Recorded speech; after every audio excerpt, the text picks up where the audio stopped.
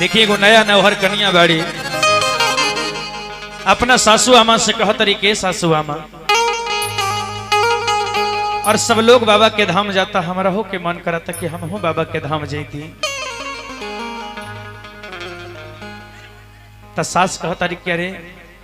तू नया नौहर कन्या बाड़ू और कैसे बाबा धाम जेबू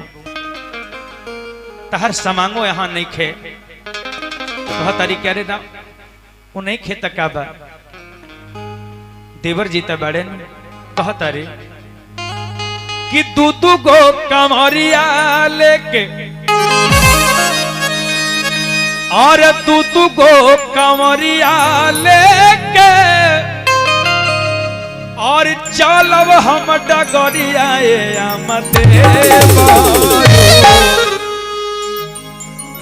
सास कहली है कि बात अरे केहू के एक कामर ले जाए के केहू के एक कामर ले जाए में हालत खराब हो जाला तो 2 कामर लेके जेबू। कहता रे के आमा काहे घबरावता नहीं अरे भोलेनाथ के कृपा रही तो सब बेड़ा पार हो जाई। कहता रे कि 2 गो कमरिया लेके और 2 गो कमरिया लेके और चलब हम डगरिया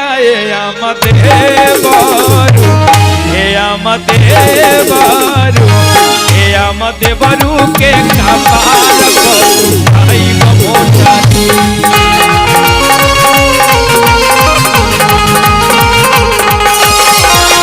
देवरू के कपार उठाइब मोटर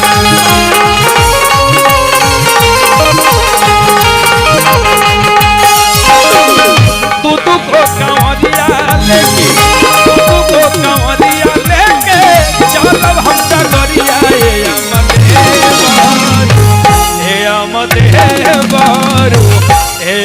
देवरू के कपार मोटा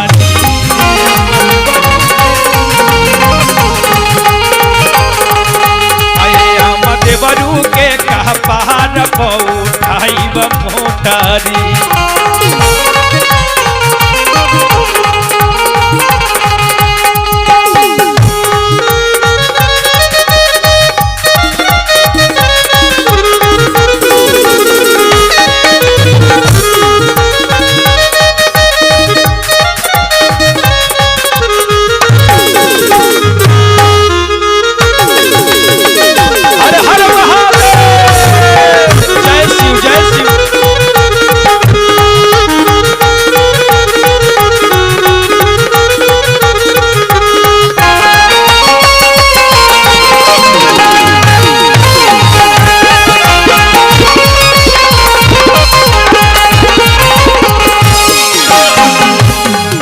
तरीके हर बरसी बदरिया चंदी बिजुरिया तन को नया डेराई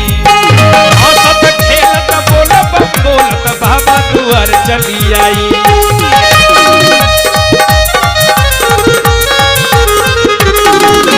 बरसी बदरिया चमकी बिजुरिया तन को नया डेराई हंसत खेलत बोलत मंदिर दुआर चली आई।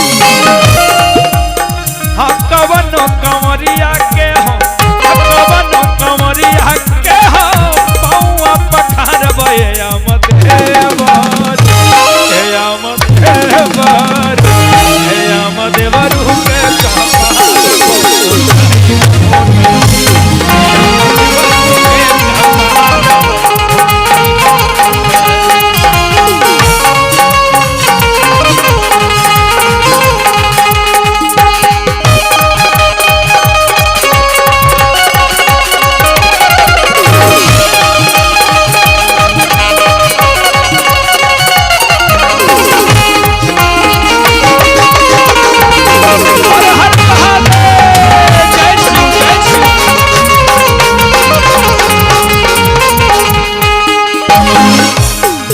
देवरू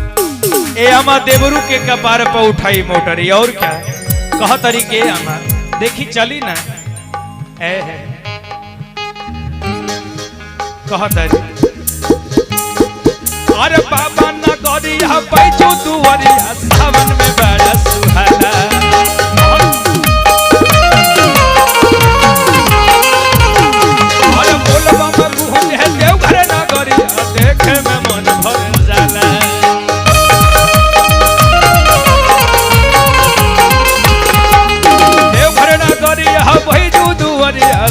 मन में बड़ा सुहाला देवघर नगरिया सावन महीना देखी के मन भर जाला कवनो कांवरिया के हम बाबा यहाँ मांगब एगो गोदी में ललनवा ए अम देवर ए अम देवर ए अम देवर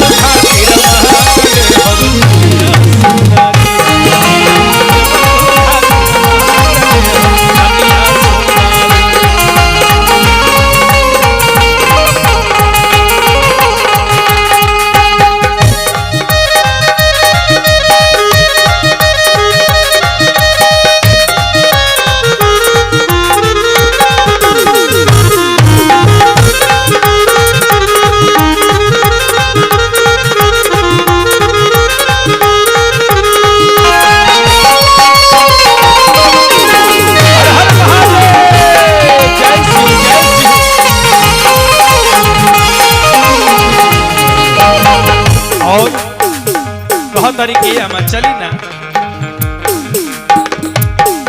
और बरसेला सावन के रिमझिम भदरिया बरसेला चाहे बदरिया बोल बम जब रोहिया सुधार हम जाए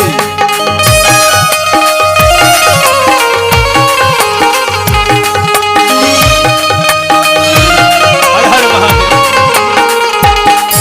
और बरसी बदरिया चमकी बिजुरिया को नया मडेराए